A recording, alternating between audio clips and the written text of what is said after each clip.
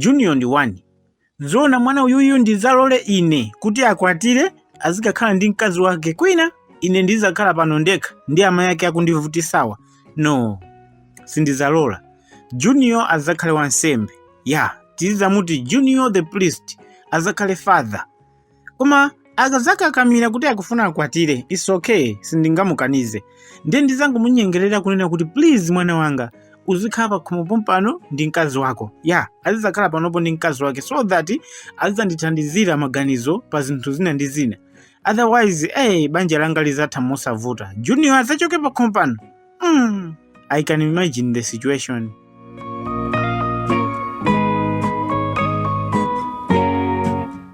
Kodi bambo, zovala zanga zapita kuti?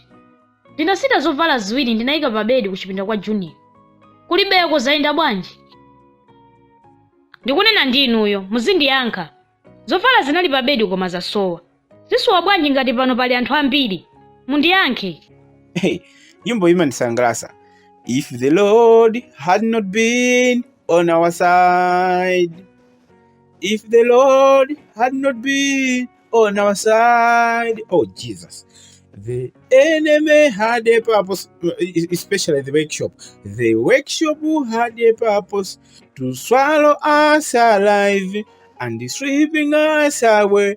If the Lord had not been on our side. If the Lord, tieni majo. If the Lord, tieni. Bambo, sindikupanga nawo zimenezo.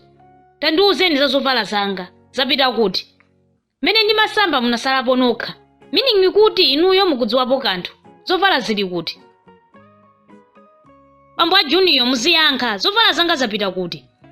Ine sindifuna zoyambana, please. Tandipatseni zovala zanga. Ndivale ndizipita ku workshop ndachedwa. Kodi ma Junior, mukulankhula ndi ineyo? Ndimona ngati mukulankhula ndi wina wake. Chifukwa poyamba paja munalankhula kuti ndipo ndinamva. Munati osamafunsana mafunso ngati ku school. Tsono ndikudabwa apapa mafunso anu akubwera bwanji. Tili ku school sopano? I think you can now see how it feels when you are asking someone some questions, but then that person seems to ignore you. You can feel it too. Ndizowawa kwambiri, and I think apapa mwaphunzira mene zimakhalira. Sono tipange chonchi. Ma Junior, tisafunsane mafunso ngati ku school. I'm done. It's okay. Khalani zovala ndinazo zambiri. Tengani zovala zimenezo. Zikhale. Ine ku workshop ndipitabe. Zovala sinkhani. Kodi tu inu ndi wani tu? Inu zovala sinkhani. Ndipo ineyo ndikutha kuona kuti inuyo ku workshop mupita. Ndipo mukakhalako 5 days. 5 solid days. Mwinaso mukaonjezeraso. Za inu ndimaziwa inu anakonza. Inu ndi diru. Tengani zovala zinazo muzipita. Anzanu akuthawanitu. I think sakuziwa kuti Junior watenga zovala zonse ndi phone.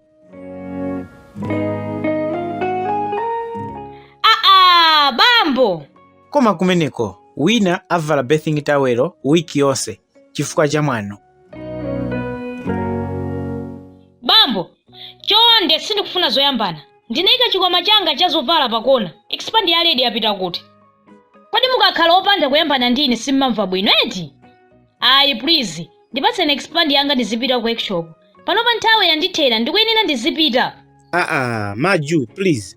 Musalankhule ngati kuti mwina mmene mmakasamba munandiuza ineyo munandilemba ntchito kuti mwina ndikhale ngati watchman woyang'anira zovala zanu, please. Mwamveti? Inuyo mmene mmakasamba inenso ndinamva njala ndinapita ku nsewu kukadye chips. Mwamveti? Ndi mmene ineyo ndimakadye chips mmene inu mmasamba sitingaziwe kuti amene anabwera kulowa nyumba kukatenga zinthu zimenezo ndi ndani, sitingadziwe. Mwamveti? Endi musayiwale muzi muno muli okubaya mbiri. Masiku ano anthu akuberana ngakhale masana. Mwamveti? Tikuyenera tizikhala ochenjera.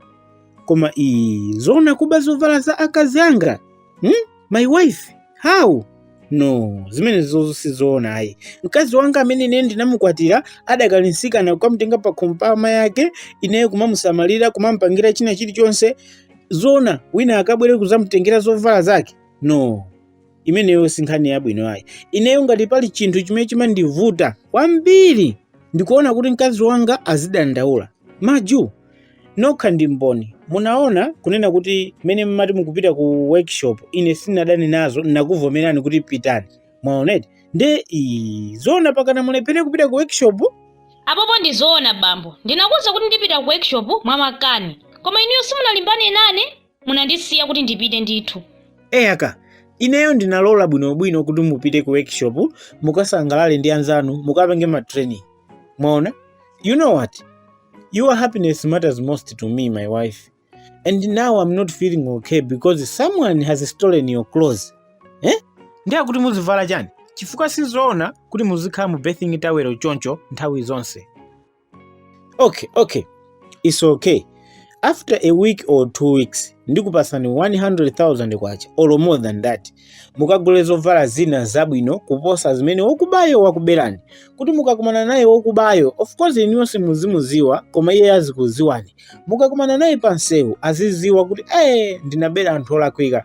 Kuwabira zovala za 50,000 amakagula zodula za 100,000. Yeah, so tipanga zimene zozo ndikupasani, don't worry, inuyo mukhale kuti zabwinobwino.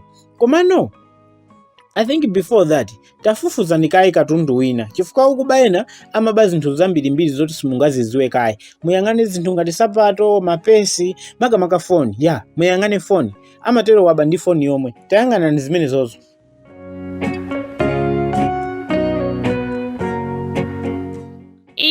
Bambo, simukunama, watengadi zambiri. Foni yanga sindikuyiona, inali pa bedi pompo. Ine ndiye ku workshop sindipita basi.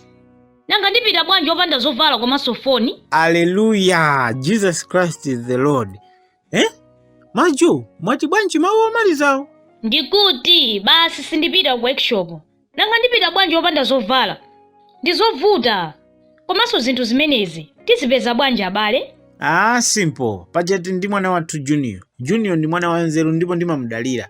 Kungomuza nkhani imeneyo atithandiza. Cause ineyo I remember last time naneso ndinataya phone, if you can remember. Muli kumuzi nakuuza ndichabe. Tataya phone kumowa, Junior namuza anafufuza paka na phone yo inapezeka. Akuti ali ndi anzake amene amafufuza za anthu amene akugulisa mafoni. Ndi amayang'ana mafoni onse amene akugulisidwa muzi uno. Ndi amakacheka mafoni yo ndikuziwa kuti afoni ndi akuti paka na phone yanga inapezeka. So titamuza Junior akhoza kutithandiza kuti phone komanso expand zonse zipezeke. Yeah, tadikirani ndimbe phone mulankhule naye. Pajali kwa abusa, tiayimbire abusa ampase phone Junior kuti muyankhulane naye.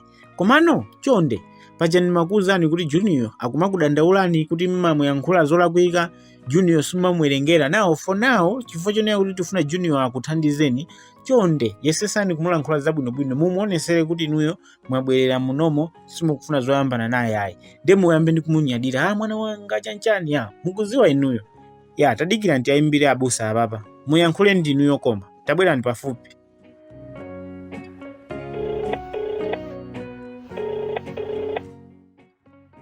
Hello atati. Zikwenda? Junior, ndine mayi yako. Ndakondwa kumva mawu ako. Ndipo ndakusowa mwana wanga, ndimakukonda kwambiri. Inenso ndimakukondani amayi. Atati anandiwuza kuti lero mupita ku workshop. Nde ndinawuza kuti zili bwino kwambiri. Mayi yanga akasangalale ku workshop. Mupita nthawi zanji? Junior, ndalephera sindipita ku workshop. Mene ndimasamba bambo ako anachoka sopa khomo.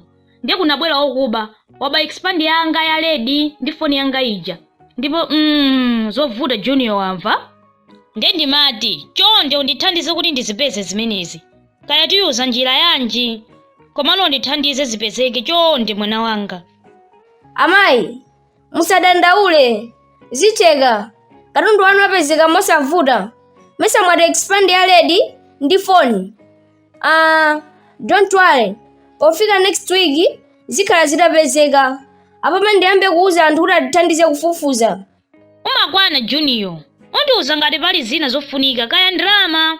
Ndipereka kwa amene atazipezeyo. Bye. Bye. Bambo, mundikhululukire. Ndimakuyankhaniza mwano. Apapa ndiye ndathedwa nzeru. Sindingatuluke nyumba, komanso sindingayankhule ndi azenzanga pa foni. Pepani bambo.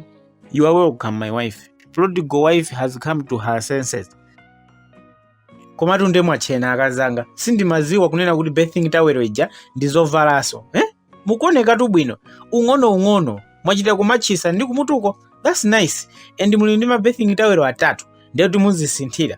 pakana zovala zimenezo zizapezeke, otherwise ineyo ndalama yogulira zovala ndiyipeza after 2 weeks. Ndeti mbachena kaye zimenezo bathing tawelo ija ndi zovalaso eti.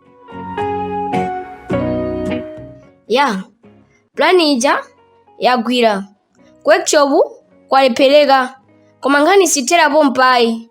Twafufuza mpaka nene bwino kuti amene akuwanamiza workshop ndi ndani, ndipo mawa ndidzawauza kuti anene mapassword onse omwe ali mu fonimu. Ndidzanena kuti foni yanu yapezeka, koma apolisi akufuna munene mapassword onse kuti adziwe kuti foniyo ndi yanudi. From there tidzaona mameseji onse achisisi mu fonimu, ndipo nkhani sidzathera pompo, tidzayikoka mpaka anene bwino. Anyway, pangani like, pangani subscribe so you never miss any video.